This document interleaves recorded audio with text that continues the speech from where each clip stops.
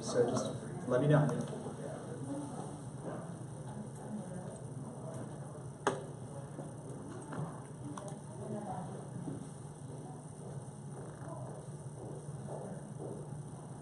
We're good to go.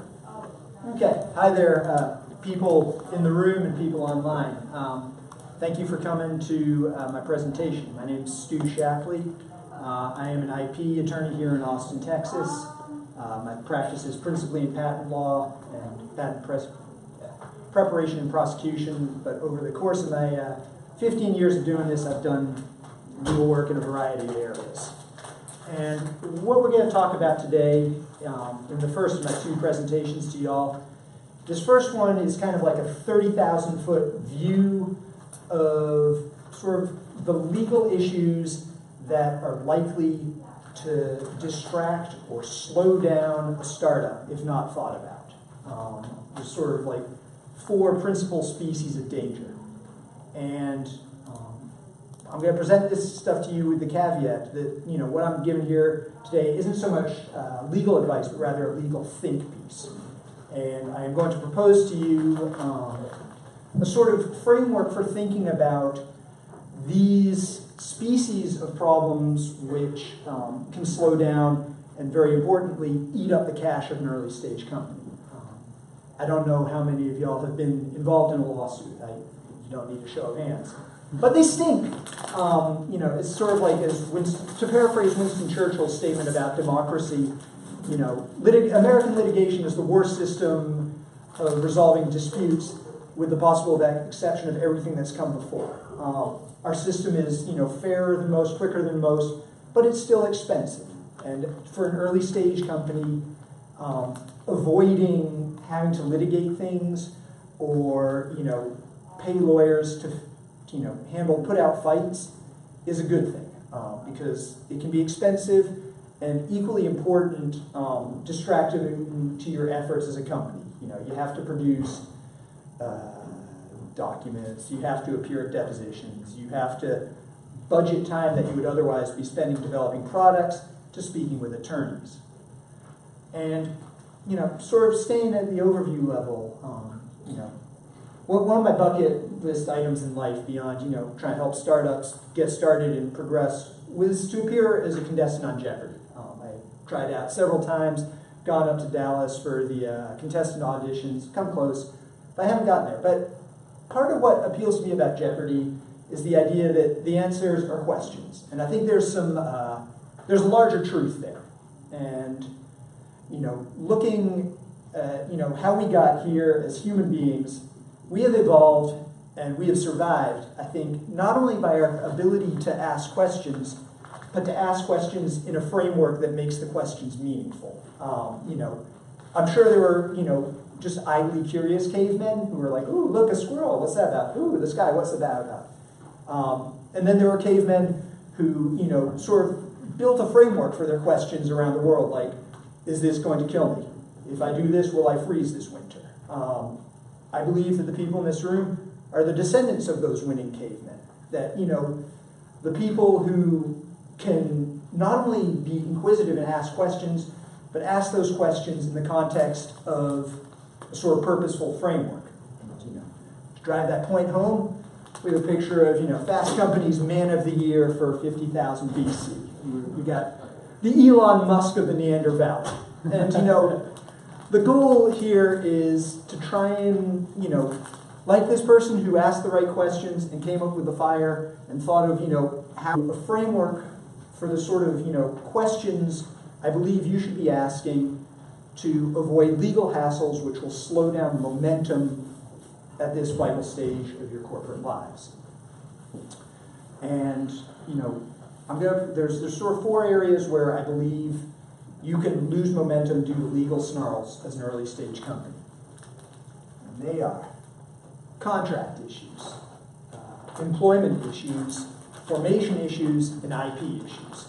And, you know, these illustrations here are just sort of returning to the theme of, like, evolution through an analytical framework. You know, that can sometimes, because as noted before, the American justice system can do a lot to vindicate the little guy, including the patent system. our system is, compared to most other systems, quite fair to the little guy. But to get the system to work, you have to be able to, prove things. You have to put the right input, and your lawyer's going to, work the system for you. But to get the process to work, it's going to require some input. Contract disputes are one of the leading sources of just sort of legal headaches in pretty much every industry. But contract law, at its most fundamental level, boils down to two essential questions. It's one, do you have a deal? And two, what is your deal?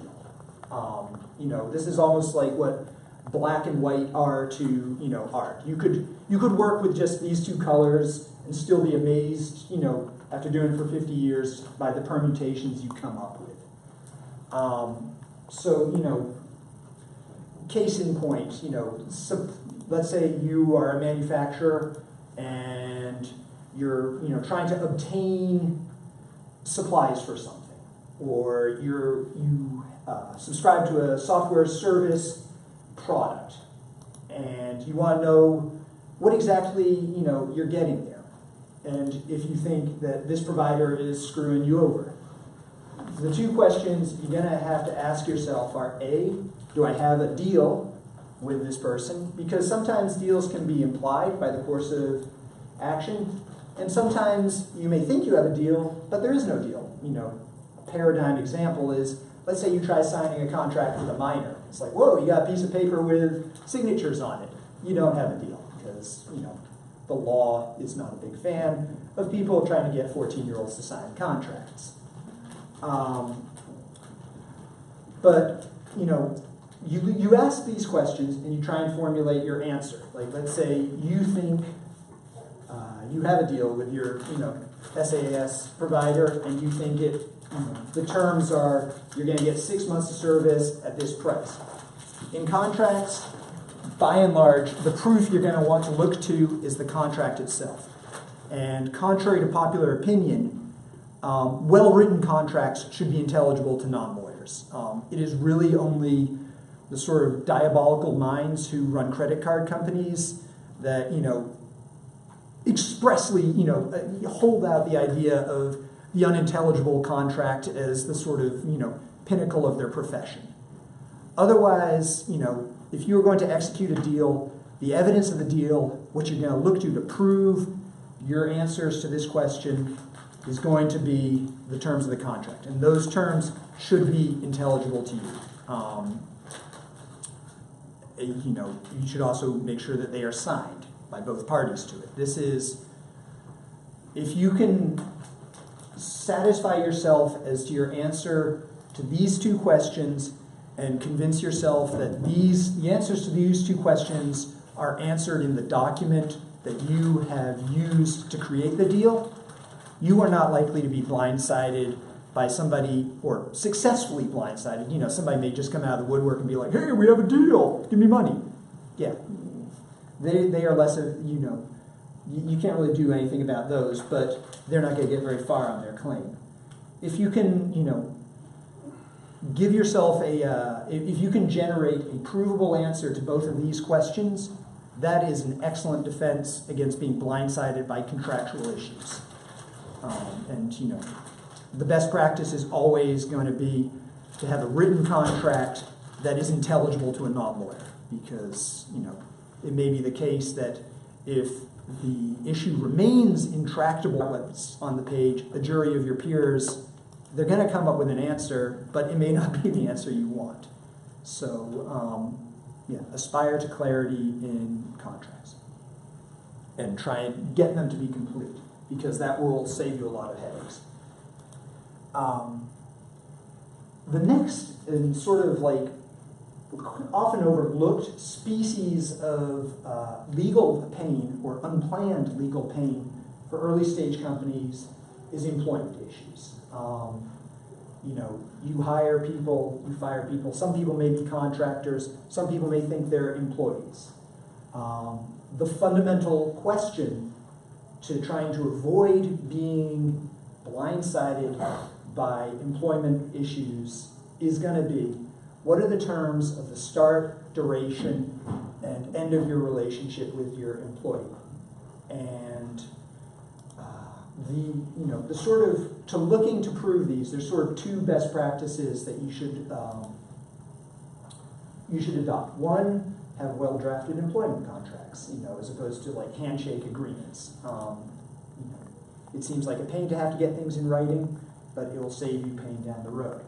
Another important area of sort of like, once you have settled on an answer to these questions, to sort of prove it up so that you are not blindsided, is to generate an employee handbook, which is sort of like, you don't have to, let's say you change the dress code. You don't have to go like execute new employment contracts with all of your employees. That's a terrible idea. But the employee handbook is an excellent vehicle for setting forth things that are safeguards to your business, such as employer expectations on workplace behavior. You want to say that your policy is that we don't tolerate sexual harassment at the office, and looking at pornography is bad. Put it in your employee handbook. That way you are not going to enter into the situation where some of this is going to be subject to deposition or discussion. Writings are excellent, and an employee handbook is not something that necessarily has to be drafted by a lawyer. I work at a law firm. Our employee handbook was not drafted by a lawyer. It is a sort of evolving document that gets updated and revised as issues get spotted, solved, or they had to work through them. It has some odd provisions. One that always sticks out in my mind is that leather clothing is not permitted at the office except for shoes. I have no idea what lawyer triggered that provision. It boggles the mind, but it's there. And if you were going to reprimand an employee, well, look, you got your employee handbook. Again, the analytical model here is very simple. Answer the fundamental question. If you have questions about whether your position on this fundamental question is within the law, like, let's say you're like, well, what are the terms of your start, duration, and end of relationship with your employees? It's like, well, I don't want to hire short people. Well, yeah, that is an answer. That could be your answer to that, but that is not a legally colorable answer. So if you have gray area answers to this, consult a lawyer. And once you have come up with an answer, that a position on this question that's defensible, set out to prove it. And once you've done that, you are less likely to be blindsided. And one other point that I would add on this point is that you should try and think holistically and broadly.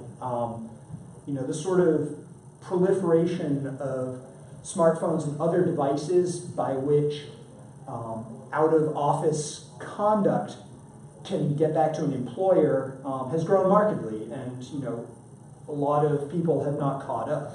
A notable example is the lady in D.C. who flipped off the president's motorcade. At some level you're like, that's Facebook funny.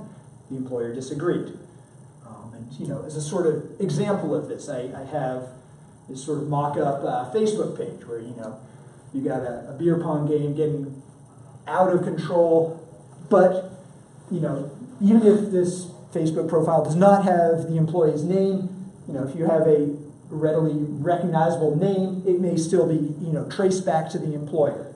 And you can, social media is sort of insidious depending on in the regard that the poster cannot edit the sort of like post life of the content. So you have catching up with friends from med school, good times, and maybe if this was just private, that would be funny.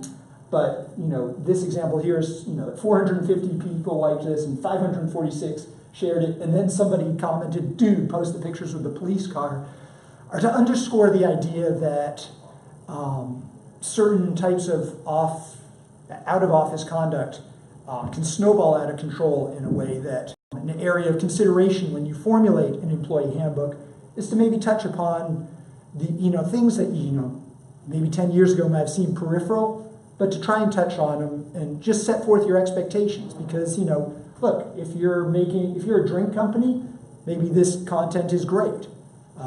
If you're a medical devices company, this may be fatal. So again, look to the fundamental question and then look to how you're going to prove up your policy. And if you do that, you are going to be less likely to be blindsided by the unforeseen. Stu, Yes? so you said the employee playbook is evergreen, like it's a continual evolution, Yes. like a document. Yep. How do you enforce it? Like, say, if I hire an employee today where only 10 conditions are like expectations, it's an evergreen document. If I keep adding the expectations, how do we enforce that and how do we communicate that? That's a great question. Different workplaces do it differently. A typical model is when there are revisions to the employee handbook, is that say like an HR person will personally distribute a copy of it to each employee. If you want to do like belt and suspenders, I have been in workplaces where you make the employee sign something that says, I have received a copy of the updated employee handbook. Again, it's to try and prove up your assertion as to how you distributed this. And you don't have to do a print copy. You can, the courts are familiar with like digital sources of proof. You could distribute it, say like via Outlook, and include some sort of requirement of acknowledging their receipt of it. That you, as the responsible employer, are going to try and create a paper trail to show and prove up that this is our policy and it was communicated to this employee. That's a really good question. So, another area of potential problems for early stage companies is, as you've probably been advised, it is a very good idea as an early stage company to form a corporate entity for the business you're conducting, to not do business under your own personal name or as a DBA. There are various tax and legal reasons why this is desirable. And U.S. law is very favorable in its treatment to corporations. This is perhaps the understatement of the afternoon, but there are meaningful benefits that accrue to incorporating either as an LLC or as there is a wide variety of corporate forms. The metaphor I use is that the differences between them are not as important as the differences in not having them. It's like going out the front door. You got to have a pair of pants on, whether it's your LLC pants, your professional corporation pants, your Delaware C corporation pants. To investors, these distinctions are meaningful, but companies can be reformed and reorganized. The financial consequences of transacting business under your individual name may not be reversible. Like, you sell a product under your own name, and that product injures somebody. If it was not sold through, a properly formed corporation, you personally, as opposed to your corporate entity, may be on the hook for the damages. And you could lose your house and your possessions to try and satisfy a judgment because you did not set up a corporate form. But, before you get to that issue, the more meaningful question, and this is that get big, or particularly when the money starts coming in, are the questions of how are we going to make decisions between the founders and officers of this company, and how do we split up the pie of ownership? Facebook is a sort of paradigm example of the litigation involving the Winklevoss twins, and I'm forgetting the other gentleman who was South American. He was friends with Zuckerberg at Harvard. Eduardo. Yes, Eduardo. The litigation involving those guys is sort of a cautionary example of the importance of deciding amongst the founders and having a clear agreement as to how you're going to make decisions. Is there one guy who's like he's the boss? He was here as employee one, and at the end of the day, it's going to be his call, or is it consensus? And also ownership issues. Let's say one of the founders, I don't know, he gets married, has kids, has to go do something else. What are we going to do with his stake in it? And let's say once he's left, does he forfeit any sort of voting interest in the company? straightening those issues out at the beginning can save you a lot of headaches down the road, because as noted before, corporate litigation is expensive, and if the guys who set out to build a product or provide a service are distracted with squabbling with each other, well, that company is not moving forward. If you can sort that stuff out, you are not going to fall prey to the problems of fighting between founders once money comes in, which can be very destructive. And it should also be noted that if you want to change corporate forms, this is something a competent corporate lawyer can do for you. And if you have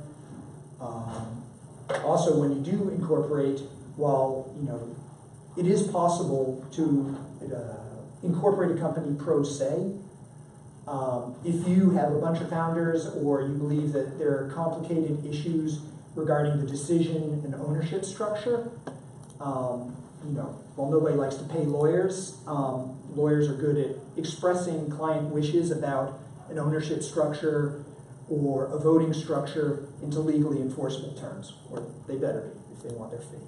So, that is one area where early investment or early expenditure of legal services can save a big headache down the road. And nearest and dearest to my heart as an IP attorney, a sort of fourth species of pain for early stage companies, or legal pain, is being blindsided by intellectual property issues. If you are working in a technological space, others in the space may have carved out rights, and you may have invented something. Sorry, Tony, did you have a question? No. Oh, okay. Intellectual property rights are sort of, as I will show in a later slide, they're sort of evanescent in a way. If you do not claim them, they can be dedicated to the public and you can lose them. And in the US and for early stage companies, there's sort of four principal areas of IP that matter to y'all. There are trademarks, which refers to your rights in your name and the expression of your sort of corporate personhood. The idea being that your trademarks are the sort of words, images. It can be trade dress, sort of like there's a shoe company that has red soles. That is a trademark. That is how you know it is them. That identify you as the source of the goods and services. For some companies, if your product is something that can be readily reverse engineered, or you've put a lot of effort into maintaining brand awareness or sort of just publicity, trademarks can be of vital importance. Another area that should be borne in mind is copyrights, which are your legal rights in works of authorship. So if you can claim a copyright in computer code, you can claim a copyright in, say, like a white paper you have written. It's basically letting the public know that this is yours and don't copy it. There are trade secrets. Trade secrets operate as an alternative to patents for, say, like processes or compositions of matter that cannot be readily reverse engineered, and you believe that the benefits of patent ownership, because a patent has a maximum theoretical term of 20 years, are outweighed by the negatives of dedicating it to the public. Or it may be debatable whether this is patent eligible, and you don't want to go through the process of applying for a patent on it. Important examples of this would be, like the recipe for Coca-Cola is a sort of paradigm case, but also for applications, sort of like algorithms, back-end logic that enables the decision making. Oftentimes these are kept, like the sort of broad contours of Google's search algorithm are understood, and why it sort of at some general level works differently than Yahoo. But there are multiple layers of secret sauce in their code which are not publicly accessible and are trade secrets to Google. Returning to I don't even know if I got to the essential question, but the essential question in IP issues is whose idea is this? And to prove this, the usual proof of an idea is the application for trademarks, patents, and copyrights is to pursue registration with the USPTO in the case of a copyright in the Library of Congress. You prove, or with a trademark, you can also, if you're not seeking federally registered trademark protection, you can affix the superscript TM, and that identifies your mark as a trademark in the areas in which you're doing business. But by and large, with IP, the mechanisms of proof, at least for trademarks and patents and copyright, are through the federal government. With trade secrets, the mechanism of proof is going to be principal, or an important mechanism of proof is going to be like an employment contract, an employee handbook, and some sort of documentation that advises people who handle your proprietary IP that this is a trade secret, and also your own policies as to how you control access to it. You could say something's your trade secret, but if you have it on a whiteboard that never gets erased and the janitor can see it, you are undermining your own proof of this being a trade secret. So trade secrets are the evidence that something is a trade secret is largely in how you handle and regulate the access to this being a trade secret. So I'm going to do an example. You can use the sort of simple two-step approach where you get asked the fundamental question and ask how you prove it to sort of work through an example of a trademark problem. So again, the fundamental question here is going to be whose idea is this, and then our follow-on question is going to be how do we know this? So let's take a hypothetical. Let's say I wake up one morning and I decide, I'm sick of being a lawyer. I want to go into the donut trade. And my name is Stuart Shapley, and there's an awesome donut store in Austin called Shipley Donuts. And I'm like, whatever, I got a fryer, let's do this. And I'm going to hang a sign. So this is my first cut at a sign. I put that as my sign. Whose idea is that donut? That's Shipley's, that's not Shapley's. And how do we know that? It's, amongst other things, it has a federal trademark registration and is known in the Austin area. So there's, we ask ourselves the initial question, whose idea is this? And then we look to how we're going to prove it. And the federal trademark registration here is a powerful, basically incontrovertible bit of evidence that that's Shipley's, not Shapley's. I'm like, okay, whatever. I didn't even like that anyways. So I go out and hire myself a graphic designer. And I haven't really been in the donut game long. I hire the cheapest graphic designer I can find. Basically, I'm going to pay this guy in donuts. And he comes back with this. Whose idea is this? Is this my idea yet? No, this is still Shipley's. My guy is so cheap and lazy, he didn't even cover up the registered thing. But we look to the evidence of this still being Shipley's. We still have the donut shape, there's still the Shipley color, the Shipley font. Basically, all we did was slap my name on it. We've asked the two questions, whose idea is this and how do we prove it? If I say this is my idea, I can't prove it. But, okay, I give my graphics guy another donut, and this is what he comes back with. Whose idea is this? Well, this one's mine, probably, because I don't have any elements of Shipley's thing. I have my name, and I told my guy to not use the registered trademark. Now, if there's a Shapley who's in, say, Oregon, and he quits being a lawyer and decides to go into the donut game, I'm not going to have any rights against him, because this is not a federally registered trademark, and I'm only selling my donuts to an unlucky few in Austin.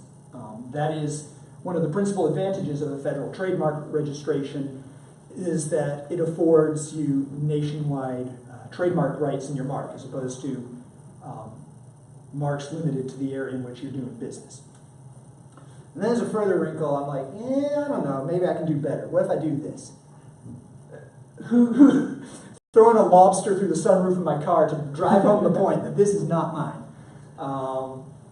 So, beyond an opportunity to throw in lobster jokes, there's something to be born in here, which is trademark protection doesn't just extend to the textual words, but also sort of graphical elements, including, say, this color chord and the choice of the Frankfurter font. This is unmistakably, Donkey's. This is a ripoff of Donkey's trademark. And then, let's just do this as a further wrinkle. I'm out of the donut game. And I got this. Now, this is probably fair game, because nobody is going to be confused that this is affiliated with a certain donut chain headquartered out of Massachusetts. And, I can, I generally advise against entrepreneurs and inventors doing their own patent searches, because it can present issues down the road in litigation. Trademark searching is useful, and the USPTO has a pretty useful trademark search facility. So you could, if I were to hypothetically go into the pet care game, I could, without creating a cloud over my liability down the road, do a search to see if somebody else had claimed this combination of text and this presentation of it. All right. Patent law is a rich and manifold area of law with a lot of issues that touch upon sort of broader policy concerns, like should software be eligible for patent protection? What is abstractness? Is the monopoly fair? Is it worth it? All of these considerations, while interesting, are completely secondary to the early stage entrepreneur. The important thing to note, and I will be touching upon this in greater detail in my next presentation, is the idea of the evanescence of patent rights, that as soon as you disclose, either say by selling, describing in a white paper, putting a demonstration out of something covered by what you would like to patent, a clock starts. And that clock in the US is 1 year to get a filing on that idea before the USPTO. And the USPTO is relatively generous. The European Patent Office, if you display it before you file it, subject to some very narrow limitations, your snowman melts very quickly. So rather than, as you can tell from my presentation, I'm sort of moving away from bullet points, because I don't think, the bullet drives the point home enough. So, in thinking about your IP rights, think about them as a sort of melting snowman, that they are, that exposure, disclosure, and being put out in public, is, to some extent necessary to sell your idea and market it, but at the same time, if you have not, also secured, put a filing in with the patent office on your proprietary IP, your ability to gain rights in the patent can disappear and be gone forever. I say this because recalling judging, I remember, I asked questions about companies' IP strategies. Depending on the company, the IP strategy, and in particular the patent strategy, may be quite important to what they're doing. And even if you guys don't, the nature of your operations do not require a nuanced IP strategy, your IP strategy at a minimum should include not saying dumb things about IP to the mass challenge judges. So I think the melting snowman image is there to sort of appraise y'all that if your corporate strategy is to sell your ideas and all this, the fruits of your research and development for a couple of years, and then we'll try getting a patent on this, that is an impermissible strategy under US rules. That, maybe the answer isn't to go, file a bunch of US patent applications, maybe it's to handle it as a trade secret, but as a way of avoiding, a sort of foot in mouth and undermining your credibility, to either mass challenge or outside investors who want to make sure that your progress in the field is not going to be easily duplicated and easily and legally duplicated by others. Think of the melting snowman. If you believe there is a sort of if you believe that the patent monopoly is an important way to secure aspects of your enterprise against copiers, your IP strategy at a minimum should include, a sort of plan for how you're going to disclose and not disclose this. And, there are various tools, non-disclosure agreements being a great one to sort of, cover your butt on this. And as a further note, if you are trying to pursue intellectual property rights globally, not all patent systems are the same.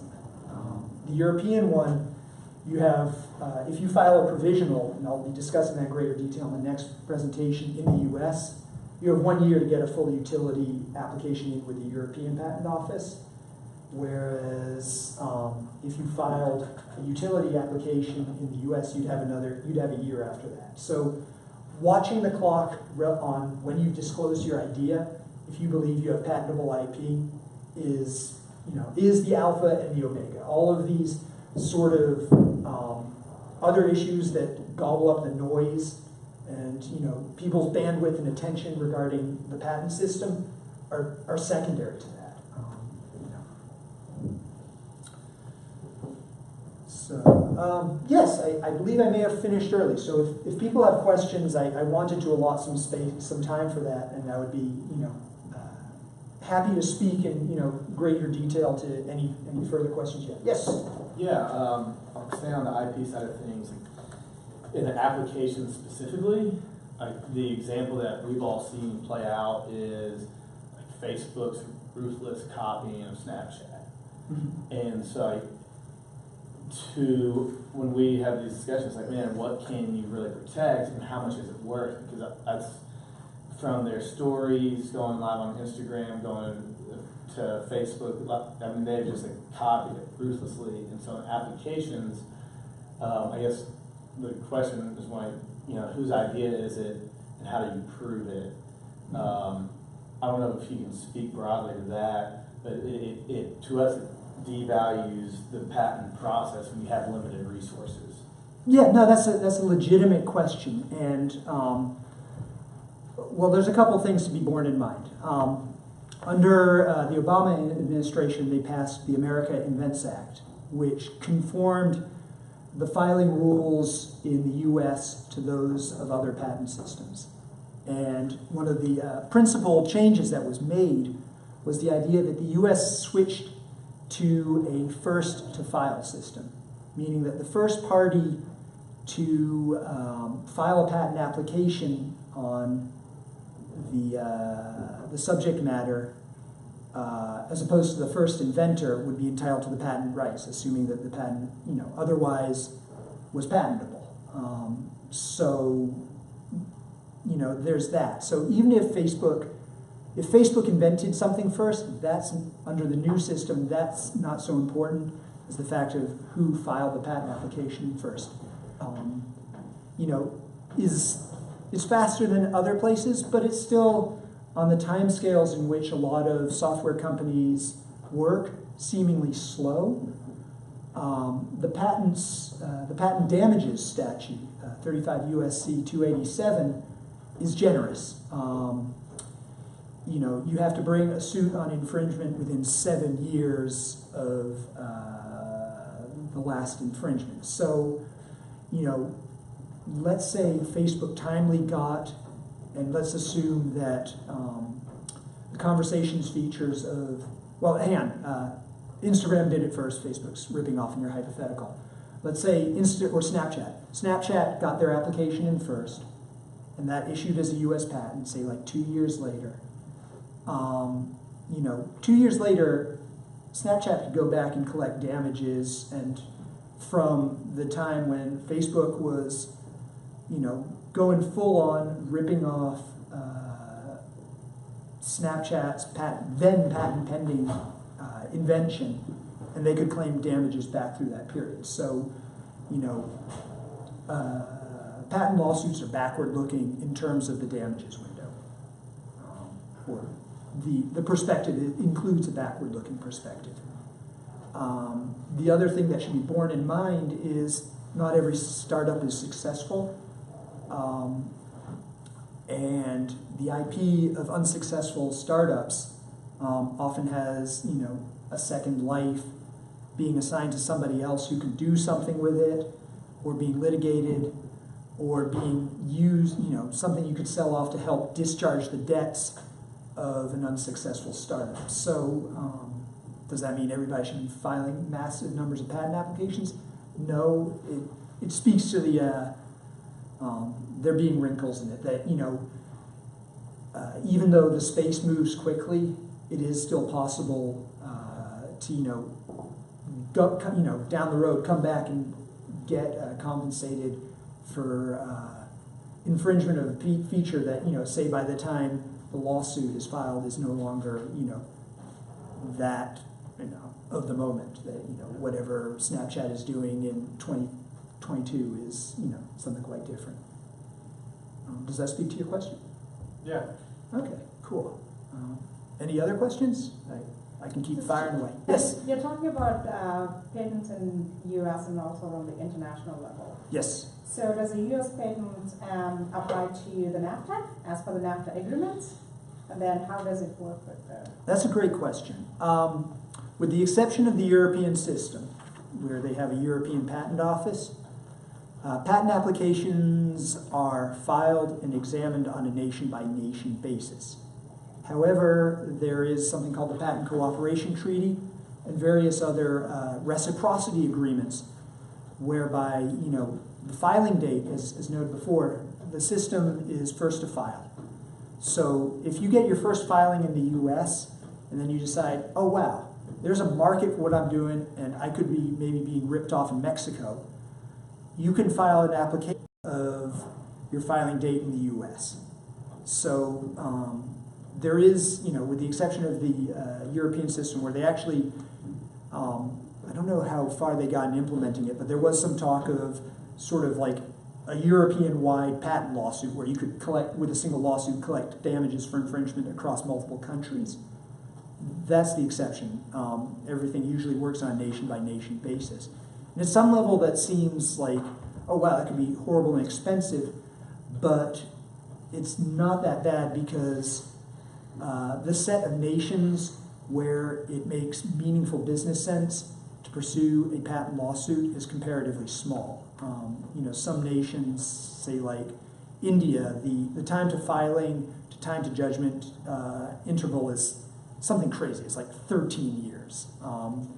And the outcomes are uncertain. So you're really looking to seek compensation for damages in countries that have relatively quick legal systems and also a market that you can, because your damages are tied to the economics of the infringement.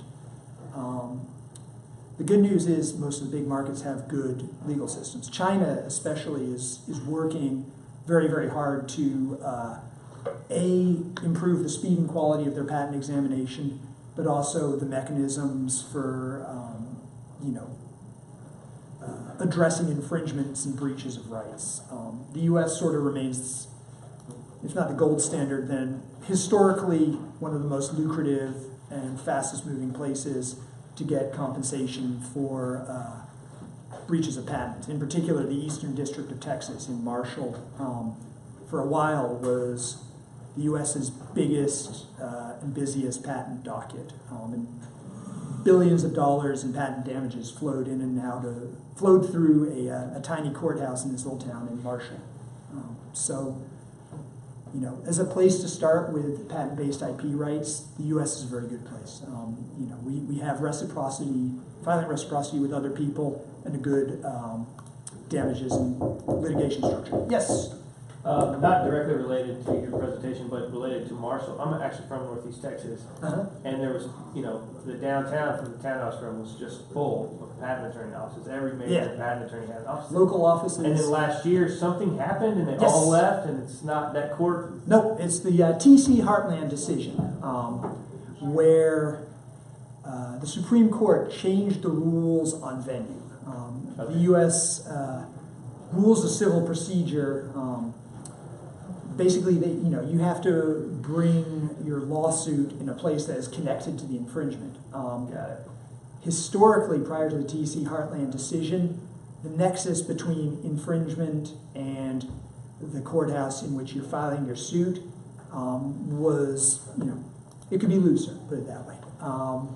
Now the nexus is tighter, and a lot of patent infringement suits, that would otherwise have been filed in Marshall, Texas, are now being filed in Delaware, which is a popular state for incorporation of companies. Got it.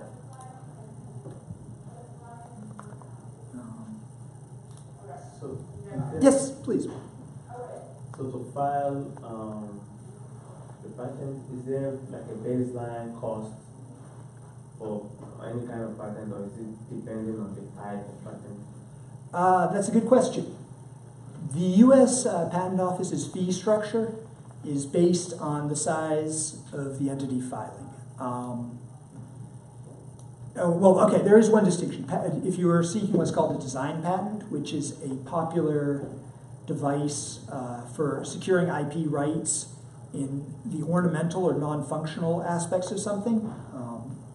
Notable case are, say, like shoe designers, where, whatever this week's, Nike Air Force Ones, Nike may file a design patent on those to, assist in their efforts at stopping knockoffs from coming into the country.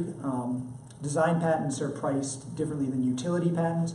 The utility patents, the fee schedule just looks at the size of the entity. And there's also what are called, if your, I believe it's income, it's specified on the patent website, but if your income is less than $170,000, for all members of the entity, they have what is called micro-entity status, and the patent fees are slashed dramatically. Of course, as we discussed in my next thing, oftentimes it is highly advisable to have an attorney help you with the preparation of a patent filing. But if you just want to get something on file with the patent office and you believe you could do it, it's not that expensive. There may be long-term consequences of doing it yourself, but the consequences of doing it yourself the costs of doing it yourself are not high. If that. Stuart, I got a question. So, Yes. with regards to the IP, like the trademarks, the trade secrets, IP, and the trademarks, right? Copyright. Copyrights. They're all different, right? So Yes. can a company, if they have an IP for their algorithm or software, whatever, and they forgot to trademark their logo, can they lose the logo and keep the IP? If somebody, trademark is one thing. You have to be using that mark in commerce. Unlike patent, where, if you start selling this for a year and you forget to file a patent application on day 366, the potential scope of your rights has dramatically reduced. Trademarks, that is not the case. You could, be selling your stuff under, whatever your trade name is, and assuming you're not infringing somebody else's trademark, I can't go out and start selling, a fizzy drink under the name Coke, but, let's say I have something singular that is, my name, I sell it under that for a while, and then I'm like, okay, I'm going to go seek some trademark protection on it. Assuming nobody else is doing that, that's fine. You are less likely to shoot yourself in the foot with trademark than you are with patent. Of course, as just answering the question you didn't ask, with trade secret, if the secret gets out, you can't put the genie back in the bottle. And that is one of the dangers of trade secrets, and why it is important to be mindful of the sort of universe of people who could potentially come into contact with the trade secret, because really your only remedy for breach of a trade secret is to go file a lawsuit against them. And let's imagine a hypothetical where the source of the leak was, some broke college student who was an intern. You could file a lawsuit against them and allege that they caused, $1 billion worth of damage to your enterprise. You're never going to see a penny of that because they're judgment proof because they have no money. Again, it is, trade secrets, you have to handle them carefully.